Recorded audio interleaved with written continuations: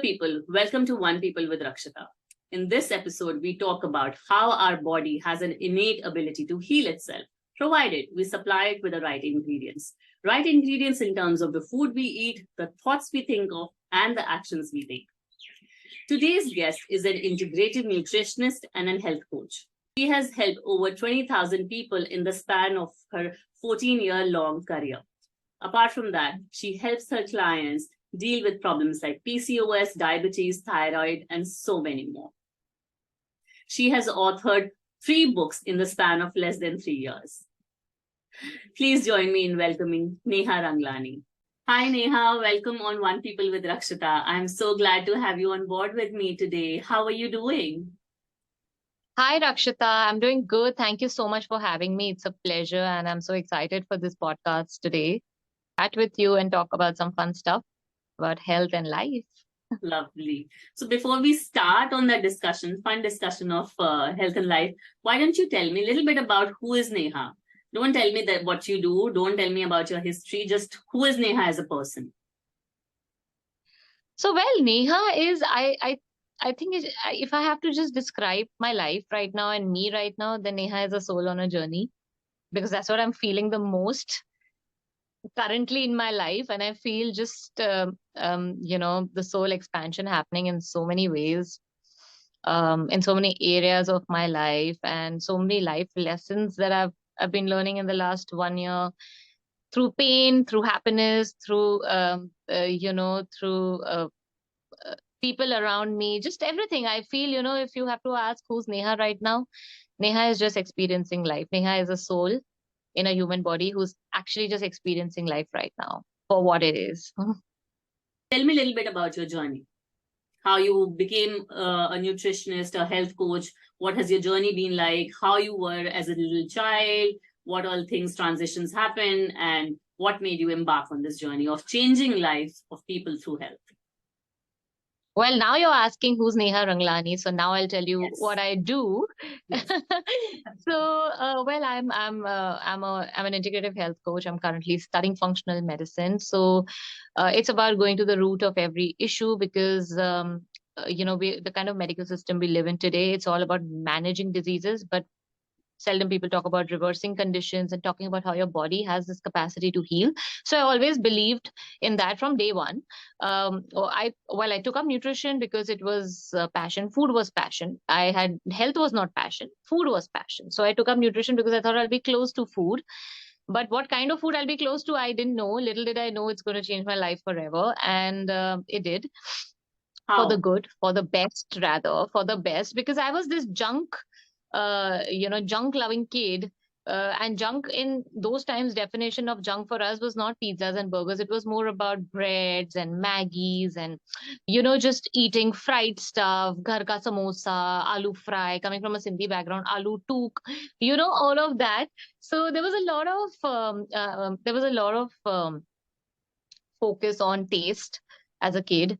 And of course, sugar was like the biggest addiction as a child. So I would eat everything and anything that had sugar under the sun. I needed like four bonbon biscuits after meals. My mom would make this nice sponge cake, so I would eat like 8 pieces in a day, and she literally had to hide it from me because she knew now this girl is gonna like finish it all. Finish it all off. Though I'm saying my parents, finish it all off, and though that time there was no education, my parents didn't have any knowledge about nutrition and health because there was no social media and stuff, but they knew that 8 pieces of cake for sure is not right. And if there was nothing sweet, I would take sugar and eat. So that kind of a sugar addict that I Just was. raw sugar? The raw sugar. So were you an obese child? Were you on a fatter side when you were a child? I was plump. I was called Moti in my group. Amongst all the kids that were, I was Moti. I was the fattest of them, but I wouldn't say I was obese. But yeah, I would say I was walking towards that path. I think that's when God and universe pushed me towards nutrition, because probably I would have become an obese kid if I wasn't in nutrition, because my habits were really, really bad.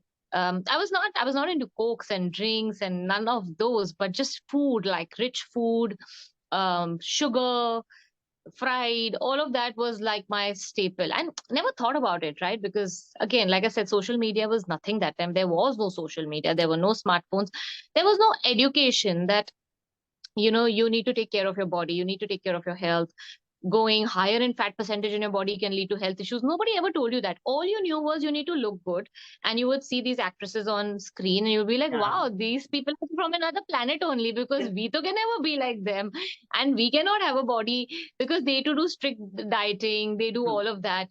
But yeah, I mean, so many things So have how changed. old were I you, can. Neha, when you had this realization that you need to fix your diet? And how old are you now, if you don't mind answering the question? It just gives us a little perspective as to, Yeah, how long back did you have that perspective shift before you entered yeah. into nutrition? I am completing 36 in August now. So, and when I realized all of this was actually after I took up nutrition, much later after I even graduated from nutrition, rather. I mean, um, the whole concept of having to exercise and move your body and all came in alongside while I was studying, while I Okay. was studying and understanding all of it. But still, it wasn't put into action. I couldn't implement what I was studying because it was just not a part of me. It was just not who I was. And I found exercising like the most tedious thing to do. I found it like, oh my God. And the whole soreness that came along with exercise, that would somehow just keep me away from exercising. So it took me a lot of time to kind of get my routine and schedule in place. And then, of course, I mean, things got in place. I reduced eating fried. At least I kind of started becoming conscious of what I was putting in my body. I started moving a little more, whatever I enjoyed, and like dance and things like that. I would do Yeah. that. But I think a very big shift happened also after my marriage, when I got a lot of acne and my hair fall, and I wasn't feeling good in my body. I was just not feeling energetic. And I kind of made the switch. I gave Mhm. up dairy, and eventually then veganism happened. And that's when I realized that the power of our body and how it could reverse things.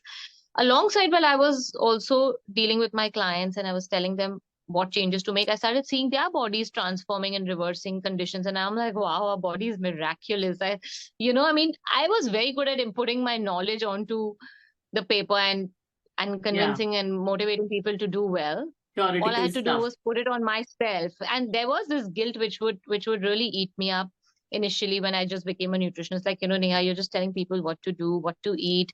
You are being this gyan master in front of them, but what are you doing to yourself? That guilt and that self questioning, self reflection started happening. That what are you doing? Why aren't you doing? This is the right thing.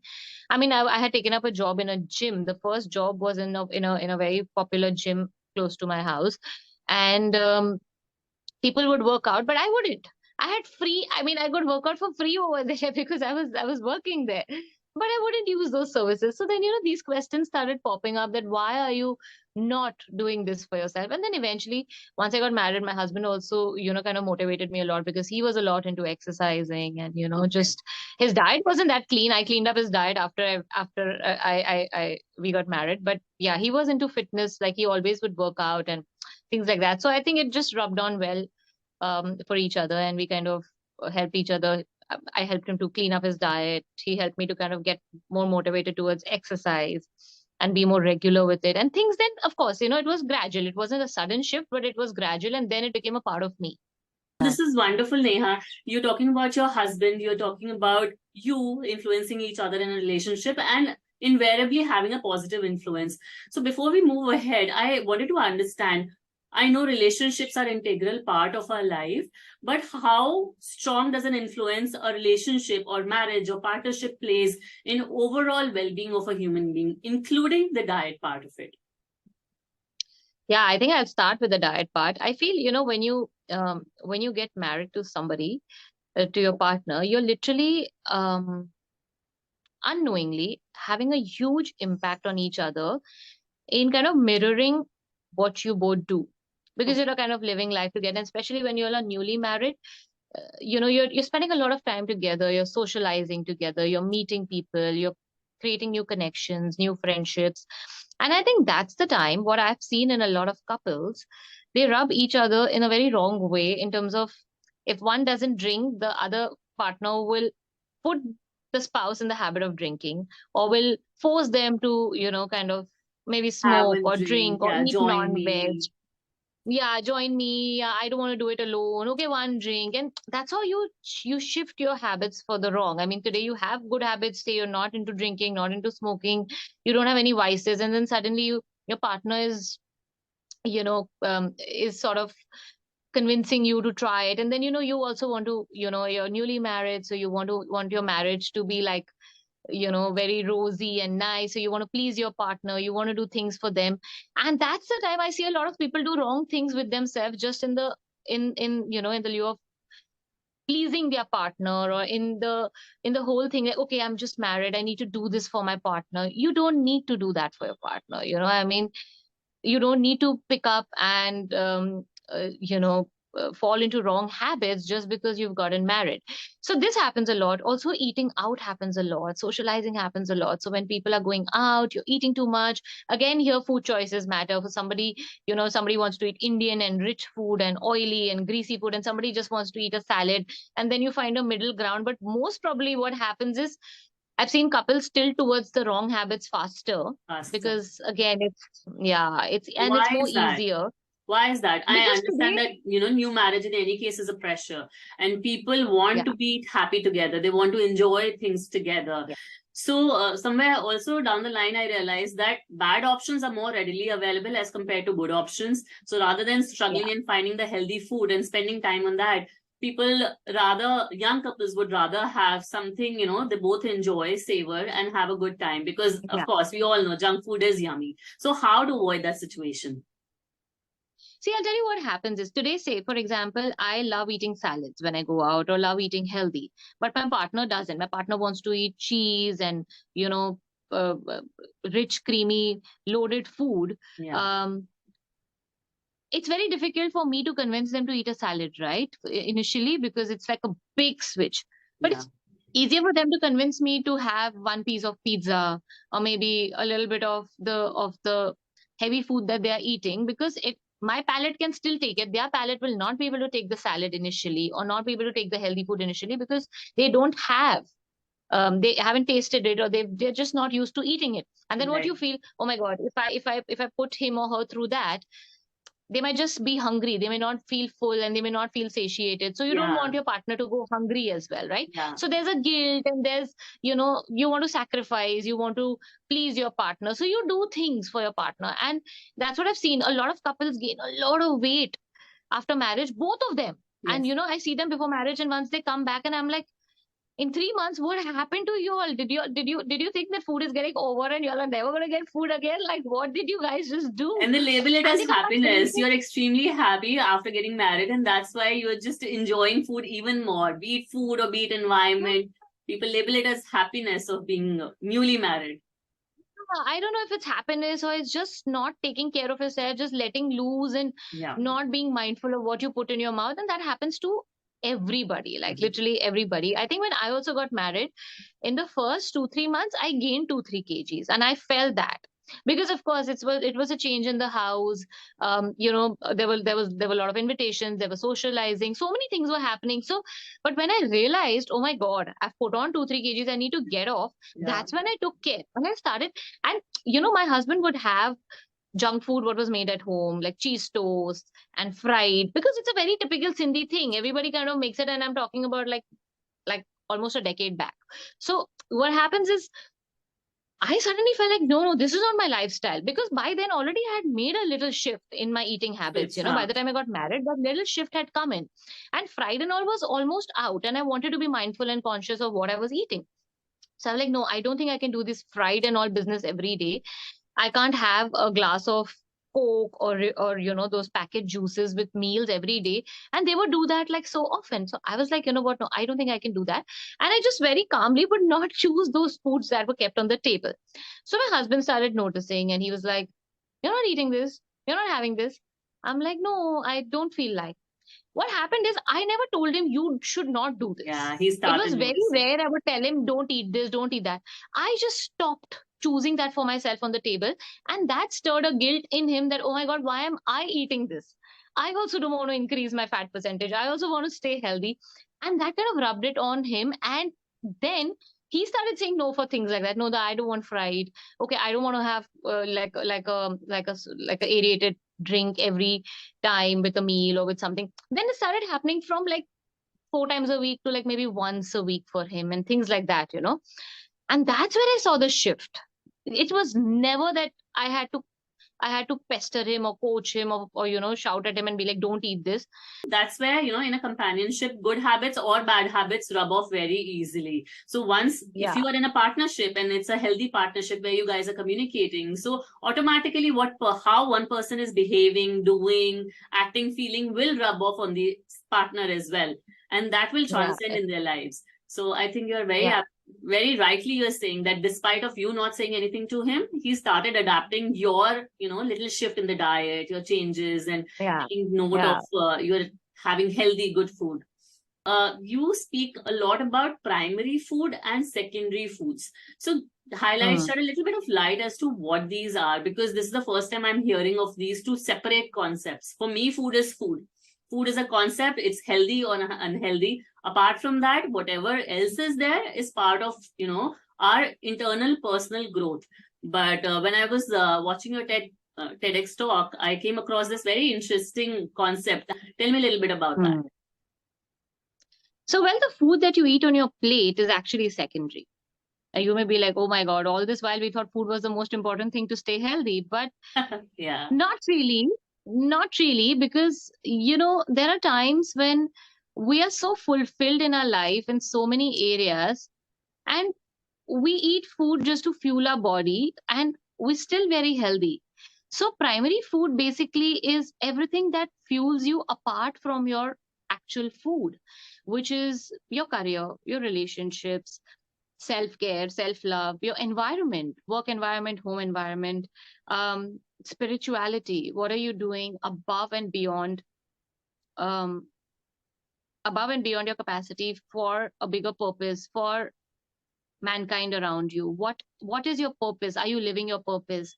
How is your relationship? If your relationship with anybody, be it a friend, be it a partner, be it family members, be it parents, if it's strained, then somewhere food is not going to be the most important thing. I mean, for some people, it does become important because they want to binge eat and numb themselves. Yeah. But the idea is that, even if you eat healthy in that state of mind, your body will still not be able to make the most of it because you're in a complete stress mode. You're in a zone where your body, your mind, and your soul are not happy.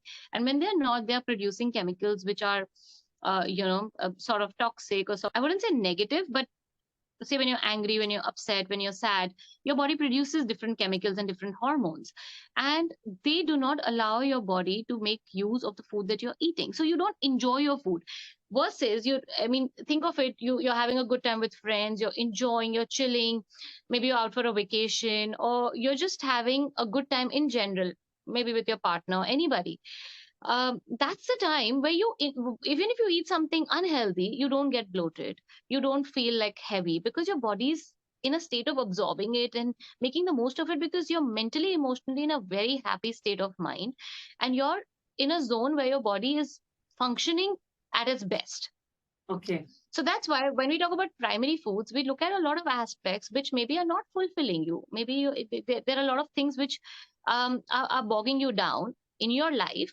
So no matter how healthy you eat, you may eat a whole bowl full of broccoli. I always say that in a state of sadness or stress, and you're not going to make the most of it. And you can eat like an entire piece of cake, but in a happy, very, very, in a very calm and happy mood, and your body will sort of make sense of it, and it will not damage you or harm you as much. Now, the whole concept is balancing these two. So all this while we are only focusing a lot on the food on the plate. Yes. But what state of mind are you eating in? What areas in your life are you not focusing on or trying to work on, which are actually affecting you? And they're affecting you deep down within, like they're affecting your soul, they're affecting your mind, your thoughts, everything. And if you're not really working on them, then your body's not going to be functioning optimally. So that's the concept of primary and secondary food. So if somebody is in a toxic relationship, the environment around them is not very healthy, but they want to work on themselves, what is the way do you suggest one can go about? So, well, see, if you're in a toxic relationship and you can't leave it, the only way to move forward is inward. Okay. You got to go within and you need to ask yourself, what is it that you want to give yourself? Because at the end of the day, this is a journey of a soul all alone. We've come alone. We have to be. So everybody is around us, and there are people around us. Some will teach you, some will help you, some will support you, some will be your biggest lesson. You have to understand what is it that you got to learn and what is it that you got to change within, because all this while we think we want to change people around us, but nobody changes. Only the only person that changes is you, and can change is you. Only person who you can influence to change is you. So I think when you start working on yourself, when you do a lot of inner work, you get inward, you maybe focus on yourself, do activities that make you happy, that give you joy, that fill your cup, that fill you up with a lot of positivity. A lot of things in the background then start becoming immaterial. A lot of things in the background then start fading away. And if you can work on your relationship, say you have a toxic relationship, if you can, probably do a marriage counseling or do a counseling for that, fair enough. If you can't for any reason, then if you can communicate with the partner, fair enough. If you can't, find out what are your lessons in that relationship, and once you've done your best, see what path you want to take. At the end, everyone has a free will. If you want to stay in the relationship, if you want to leave the relationship, whatever it is, I'm not here to give you a verdict, but the point is, you will know, your heart and your soul will exactly know what's the next step you need to take. But in every case, you have to figure out what you can do for yourself and how you can work on yourself, because literally the whole process of working on yourself in itself takes, I think, an entire lifetime. It never Yeah. ends. Yeah. We are always a work in progress, and our inner work will never end because we have so many layers, and it's like peeling an onion one at a time, one layer at a time. So every time you peel one layer, the other layer will stand up. So you have to work on that. So it's really a beautiful journey when you start working on yourself, and this is a more spiritual angle of life. But yeah, otherwise there are a lot of other toxic things in life. Say you're in a job where it's really troubling you, and you're just maybe underpaid, not treated well, all of that. If you can Yeah. communicate and get yourself in a better place, great, in that job. Or else you always have an option of finding another one, right? So find another job or find your passion, find your purpose. What do you love doing? you know are you spending time with yourself in the day, even for like half an hour, just doing things that you enjoy, that fill up your soul? And I'm not talking about watching a television show or watching an OTT movie. I'm not talking about that. I'm talking about things that truly matter to you and mean to you, and they really fill you up. So think of things that you did as a kid that gave you joy. Do you do any of that today? If not, then why, you're looking out for so many things outside of you to fill you up, but you're not really filling your own cup, which is in your hand, which is in your control. So see what aspects of life are in your control, which are going out of hand, which need more focus and attention. And once you start working on it, trust me, universe will bring you the right things, will help you figure out your right ways, because once you're walking on that path, you are blessed with a lot of help. It's just out of experience I'm telling you. I totally agree with you with each and everything that you just mentioned, Neha.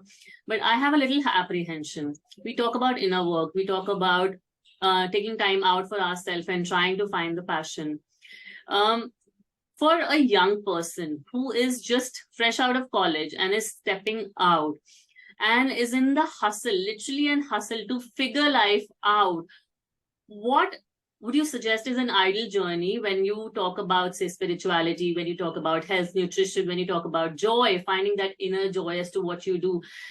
Do people actually find time to do that? Because as to what I see, once you're fresh out of college, you have your entire life in front of you to plan. However, every single one is in a rush to grab that next available fancy job, to hustle, to work, and then to party. So what kind of advice would you have for the young adults who are just entering the world? I totally agree. I mean, what you're saying is really true because we all have been through that. But now, years later of going through life, if I have to look at it, I would look at it from a very different perspective. Like you said, you have to hustle, you have to grab. I'd rather say you got to attract. So when you are working on yourself, when you take time out for yourself, you start vibrating at a higher frequency, at a higher, your energy is higher, your vibration is higher. From there, actually, you start attracting the right opportunities and the right things that are meant for you, versus being so ignorant to yourself in this whole hustle of life and trying to only grab the best job, get a higher pay, find the best girlfriend or boyfriend, and kind of feel not feel the FOMO of not being in a relationship. If you're doing it with the mindset of करना है क्योंकि life है, then you will have a lot of opportunities and lot of experiences where you will feel very pulled and very stretched, Yeah. because you're doing it because you have to do it. It's Right. not coming from a space of wanting and desire, and coming from a space which is authentic. It's Right. coming from a space of peer pressure, सब कर रहे हैं तो मुझे करना है. And FOMO, that I as you feel, said. I wish somebody had told me this years back. But I think it's a journey. We all have to, at different stages of life, have to go through different things to learn our soul lessons and to experience life for what we are here for and what we've chosen to experience. But if you start working on yourself, it's never too late. I mean, I would really urge and really request the college kids and school kids to actually work on yourself. When you're working on yourself, when you're doing your inner work, you're more in touch with your emotions, you're doing everything that it takes to become a better person and become a more authentic version of yourself. You really don't have to go through that hustle, because things will start coming to you and you will have the vision to see what's right and what's wrong. When you don't work on yourself, you don't know what's right and what's wrong, and you believe the outside sources, and you believe what you know, and you believe what you've seen, that okay, this is right for me. True. And then you have to go through that entire hustle. So it's the choice that you make. I see a lot of youngsters, I'm telling you, I see a lot of kids today between the age of 15 and 25 who are so ready to work on themselves. When I tell them, you got to do this, you got to do this, they are all ready. They are Yeah. all ready to do that. They are ready to bring about a shift in themselves. They understand all of this, which I feel like, is great, because spirituality is picking up and people are really, Yes. I think that the younger generation is more spiritual than what our elders are today. And And as to what we were also when we were younger. yeah. Yeah, absolutely. I mean, I'm getting exposed to all of this now at this age, but I see people who are 20 and 22 and even sometimes 18. Yeah. They are also experiencing this, and they are experiencing this side of life, spirituality, and they're ready to bring that change in themselves, because they know it all starts from them. True. And it's amazing to see that. So, Neha, in extension to the very same question, I wanted to understand that do young people who go do this internal work, self-love, work towards their inner growth, are the people who essentially come from affluent families compared to the kids who probably belong to, say, the middle class family, and they are not aware of the situation, or they are not exposed to the concept of so-called, inner work and self-growth, and all the new words that are coming into the market these days? No, I don't think it has anything to do with where the person is coming from. It's, I think, coming to do with it has to do with what the person has seen in their life. I have a lot of clients who come to me at the age of 20, and they've already seen a lot in their relationships, a lot in their house, a lot of challenges, which makes them question about life, that what is happening, why life, why am I going through this, why am I facing this, why am I here, all the questions. And I think these questions then lead to a lot of answers, and takes them on the spiritual path, takes them on the path of learning and understanding themselves. Some get bitter, some get better, but yeah, more so it's more about what the person is actually seeing in their life and what challenges they are experiencing. So I don't think it has to do with the class from where they are coming. It just has to do with what their soul journey is and what they're experiencing. Right. So, in today's day and age, in the digital age, with the increased exposure to social media, with an increased exposure to financial freedom, we see a lot of increased number of broken marriages, increased number of separated partnerships. So, who eventually falls the victim of it? Yes, people are being exposed in the name of self-love. They cannot tolerate the toxic environment, but who is the actual victim of, say, a broken marriage, or a marriage where the parents have their own goals for their own self development and growth? Does the kid takes a back seat and ultimately becomes a victim of it? No, I don't think it has to do with the self growth which victimizes the child. I think what affects the child is the way the parents deal with the breakup. Um, with amicable and with a very smooth breakup, and with this whole co-parenting thing which is happening these days, the new terms that are coming up, and parents are co-parenting and going on vacations also with their kids together just to make the kids feel safe and secure. I think that is still better than having a very ugly broken marriage where the parents have verbal physical abuse, and then the children are brought into it, and it's crazy, and children are used in a way by the parents for their own benefits and goals, to kind of win the battle with their partner. A lot of parents do that also, Okay. use their kids to win their battle with their partner. So I think it's more to do with the way the parents handle the entire breakup. In both cases, the children are going to have trauma and are going to have psychological impact, because no child wants to see a broken family. It's very, very traumatic to see. It's very unsettling, unstable. You get this feeling of insecurity and unsafety and uncertainty as to what's going to happen with life now, when the parents, the foundation of the family, is kind of breaking apart. So Right. I think it's more to do with the way the parents handle. I mean, if they handle it well, they can reduce the trauma the child can have and reduce the impact. But if they do it in an ugly manner, then the poor kid has to have its own journey and go through its own pain and learn to deal with it. And I think because of this, a lot of kids today are also not getting married and not understanding the institution of marriage, or they're Very not true. able to give themselves or give their trust to people or trust people. um, they may feel they might not be good partners, or they may feel their partner might betray them, things like that. So I think a lot of subconscious impact that happens with this kind of a break. And And also, it's I sad. feel It's sad. Yeah. lot of young adults, young people who are either in a relationship or entering into marriages also are not having kids because they know, God forbid, if somewhere down the line they decide to part ways in the name of self growth, in the name of self love, they will have Yeah. another human being to account for, to take care of, and to take responsibility for. Yeah, yeah, very true. I think, yeah, that also is happening a lot. A lot of people are not having kids for their own reasons as well. There's so much in life anyways to deal with. So people are like, okay, one less responsibility, maybe one less soul that comes into this world to see all of this. I think it's just each to each his own. Everyone has their own reasons for not having kids. But yeah, a lot of people are also not having kids with this if their relationship is not good. Then Yeah, for them it's like, getting another other life and right. taking care of it while taking care of your, you know um, a toxic relationship can get very, very um, exhausting. I True. know a lot of friends who are in marriages which are not healthy, and they're just staying in the marriage because of the kids. And no matter how much you try to be happy, but you can't spill happiness to your child when you're internally unhappy. The energy speaks for itself. So I think one really has to choose fairly what they are doing and how they deal with kids, and because they're so clay like, everything gets so easily molded, into their subconscious. So one needs to really be careful. I agree with that totally. Neha, somewhere I feel that self love and self growth and taking care of yourself and filling your own cup is, yes, a lot of people are now talking about it, but जिनको करना है वो already कर रहे थे. People who would work on themselves or who would take care of themselves, they would take time out and go do it any which ways.